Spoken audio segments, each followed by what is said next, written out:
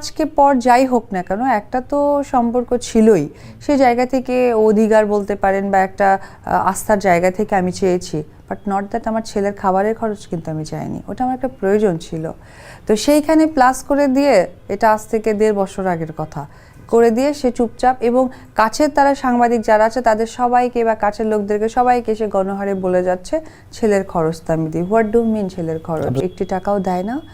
আর আমিও মনে করি না যে সে দেখ, বিকজ আমি ইন্ডিপেন্ডেন্ট। আমি শুরুর দিনকেও আমাকে যখন সাংবাদিকরা বলেছিল যে বাচ্চা আমার, বউ আমার না, তখন আমি বলেছিলাম যে খুব ভালো কথা, যে অ্যান্সারটা আমি চেয়েছিলাম সেই অ্যান্সারটা সে দিয়েছে, বাচ্চাটা তো তার, সো দ্যাট মিনস সামাজিক অবস্থানটা তার জন্য অনেক বেশি পজিটিভ, আমাকে টাকা দেওয়ার দরকার নেই। এক।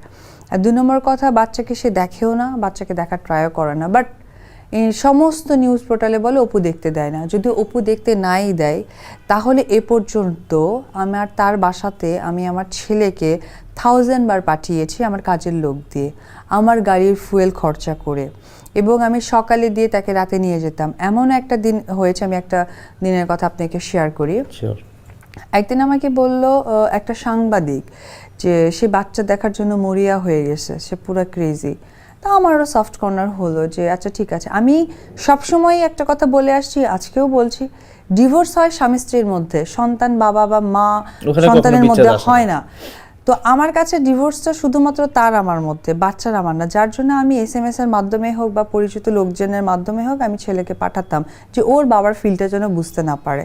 হ্যাঁ, অনেকের বাবা তো দেশের বাইরে থাকে, সো কন্টিনিউ দেখা হওয়ার দরকার নেই, 2-4 দিন পর পরকে দেখা হতে পারে, এবং ছেলেকে নিয়ে যেন কোনো খাতা কলম প্রেস না আসে। এটা আমার জন্য যতটুকু লজ্জা ছিল, ওর জন্য এটা কষ্টের হবে। তো এই চিন্তা করে আমি সব কিছু একটু ম্যাক্সিমামই আমার মতো করে পজিটিভলি নিতাম। তো একদিন আমাকে একটা সাংবাদিক বলল সে বাচ্চা দেখতে চাচ্ছে, তার জন্য সে পাগল হয়ে গেছে। আমি খুব ভালো কথা, ওকে ফাইন। তো আমি তখন FDC-তে একটা শুটিং হচ্ছিল একটা সিনেমার। তো আমি বাসায় যখন তাকে পাইনি, কারণ আমি আমার শ্বশুর শাশুড়ি বা আমার বাড়ির ওরা যারা, তাদেরকে আমি মনে প্রাণে বিশ্বাস করি না, কারণ তারা আমার জয় পেটে থাকতে, মানে আমি জয় হবে তখন তা জানতাম না, ও পেটে থাকতে তারা আমাকে কখনোই পজিটিভলি একটা টেক কেয়ারের ব্যাপারটা সে করতো না। এবং ওর মা বা ওর বাবাকে আমি একজন মা হিসেবে বিশ্বাস করতে পারি না, আমার ছেলেকে যে কোনো সময় যে কোনো ক্ষতি করে দিতে পারে। ওই জায়গা থেকে তার প্রতি আমার 100% বিশ্বাস, বিকজ সে হাজার কিছু হলো বাবা। তো ও আমার যেমন তার প্রতি একটা ভালোবাসা বা একটা সাপোর্ট আছে, 100% আমার থেকে কোনো অংশে কম তারও নেই। ওই চিন্তা করে আমি বাসায় না দিয়ে আমি ভাবলাম ঠিক আছে, FDC-তে শুটিং, আমি FDC-তে নিয়ে যাই। আমি FDC নিয়ে গেছি, মেকআপ রুমে গেছে, দেখা করছে, আসছে, এবং আমাকে যেটা বলা হলো যে বাসায় যাক, সে বাসায় খুব দ্রুত চলে আসতেছে। ওকে ফাইন, দ্রুত গতিতে খুব বাচ্চাকে রেখে, আমার কাজের লোকেরা যেহেতু খায়, আর আমার বাচ্চা তোদের বাসার কাউকে চেনে না, তার হাতে খায়ও না, তো আমার সেই জায়গা থেকে আমি বাচ্চাকে থুয়ে আমি চলে গেলাম, আমার কিছু কাজ ছিল। আমি 10টার দিকে বাসায় যখন ওকে নিতে আসছি, এসে আমার কাজের লোকের কাছে শুনলাম যে দুপুর 3টে আমি বাচ্চাকে থুয়ে গেছে FDC থেকে, এখনো পর্যন্ত তার বাবা আসেনি। তো অনেক কিছু আপনারা অজানা থাকেন, আসলে আমি এত বলতে চাই না, কেন কি জানেন, এত বলার মধ্যে না আসলে আমাকে মাঝে মাঝে বাচাল মনে হয় যে ও অলওয়েজ তাকে ব্লেম দিয়ে যাচ্ছে। আসলে আমার কিছু বলার নেই, আমি খালি এটুকুই বলি, আমার সাথে যেটা করেছে করুক, বাচ্চার সাথে যেন মিথ্যে বা নিজেকে ভালো প্রকাশ করা, এটা আসলে বুদ্ধিমানের কাজ নয়। কারণ আজকে নিউজ এটা রেকর্ড করছে, কালকে বাচ্চা যখন অরিজিনালি ফিল করতে পারবে, তখন কিন্তু কোনো পোর্টাল দিয়ে কাজ হবে না।